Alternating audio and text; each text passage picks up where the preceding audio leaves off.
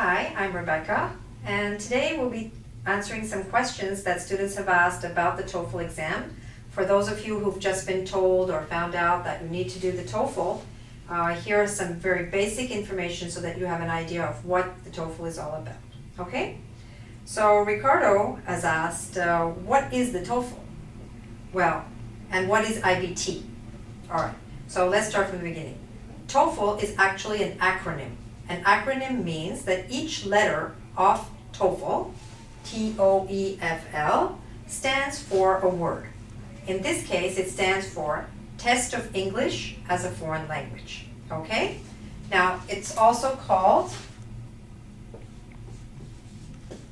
the TOEFL iBT, and that also stands for something. That stands for Internet-Based Test, because the TOEFL iBT is conducted completely and entirely over the internet. You don't actually have to meet an examiner at all. It's just you and the computer throughout the 4 hours or so of this exam. All right? So what is the TOEFL then? The TOEFL is an English proficiency exam which is used to test your knowledge of reading, writing, listening, and understanding English in an academic context. All right? So that's why a lot of the language used in the TOEFL is in fact academic or campus-based language. I'll be talking about this in another moment. Kumiko from Japan asks, who takes the TOEFL? Well, the TOEFL is obviously taken by people who are non-native speakers of English, right? And why do they take that? They take it to get admission to university or college. Sometimes they take it for professional reasons, to get certification in their profession in certain countries. And some students take it simply to demonstrate their fluency in English for a potential employer. Okay, Kumiko? I hope that answers your question. Sven asked us what kind of English is tested on the TOEFL. As I mentioned, TOEFL is really testing your academic English in the formal and the informal English. So formal means academic lectures, and the informal part of it means conversations on campus between student and student, between student and professor, or student and librarian. These are the types of listening and reading passages that you find there. Okay, Prakash from India asked us, how long is the TOEFL?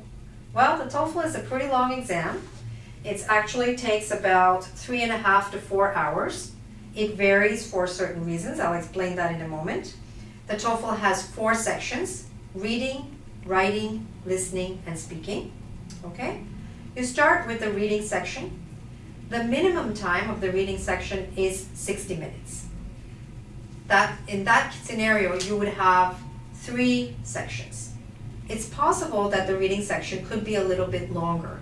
It could actually be about 5 sections, in which case each time they add a section, they give you another 20 minutes. So it can be anything from about 60 to 100 minutes for the reading section. Whether you have 3 sections or 5 sections, you're always tested on you're always scored on only 3 sections. But you don't know which 3 sections. The reason sometimes you're given extra sections is because ETS, the company that makes the TOEFL exam, wants to try out and experiment with new questions, and you are, as it happens, the ones on whom they try out these questions. So you may have to do a longer reading section. You may get the bare minimum, which is 3 sections and 1 hour long. In any case, you don't know which sections are going to be scored, so you're going to try your best to do very well throughout the exam. Okay? That's the 60 minutes reading section.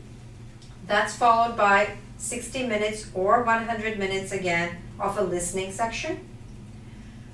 Then you have a 10-minute break, all right? After the break is the speaking section. This lasts for about 20 minutes or so. You have 6 different tasks. And last of all, you have your TOEFL writing section. TOEFL writing today consists of 2 sections. In the first part, it's an integrated tasks. You're given something to read, which is a few paragraphs long. Then you have something to listen to, And last, you have to write something which integrates the information that you read and that you heard. You have to sort of summarize it or contrast it and so on. And last of all, you have to write an essay. This essay you have about half an hour to write, and it should be about 300 to 350 words, which is about 5 paragraphs long. All right? Now, most important of all, almost all my students ask me, how can I get a high score on the TOEFL iBT? Well, there's really 4 different ways. The first way is to have knowledge of the test itself, to understand the structure of the test, to know what to expect in each section and so on. The second part is to have the skills necessary to do well. The primary skills, reading, writing, listening, speaking. Secondary skills, such as grammar and vocabulary, spelling and so on. And also academic skills are required to do well on the TOEFL. For example, note-taking, summarizing, skimming, scanning, things like this are going to be necessary while you're doing the TOEFL exam, as they will be necessary when you go to university. The third point, which matters a lot to do well in the TOEFL, is your attitude. Of course, you want to minimize your fear and your anxiety, and you want to optimize your positive feeling that you can do well. Last of all are the resources that you have access to. For example, you should refer to good and current TOEFL iBT materials and books, whether they're online, videos such as these, books made by ETS or Barron's or Delta or various other companies that produce these books. And also, it would all be very, very helpful to attend actual lessons. There are lessons in your countries. There are many students who travel around the world to attend TOEFL programs in English-speaking countries to bolster their score, to strengthen their score, and to improve their score. So, for whatever reason you're doing the TOEFL, I wish you all the best. A very good website, which I believe can help you a lot, is called www.goodlucktoefl.com. I'll just write that for you.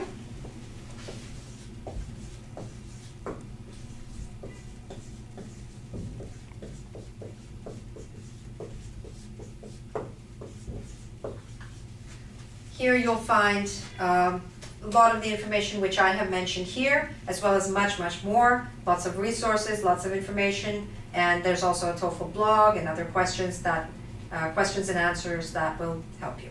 All right? So whatever happens, good luck on your TOEFL. Bye for now.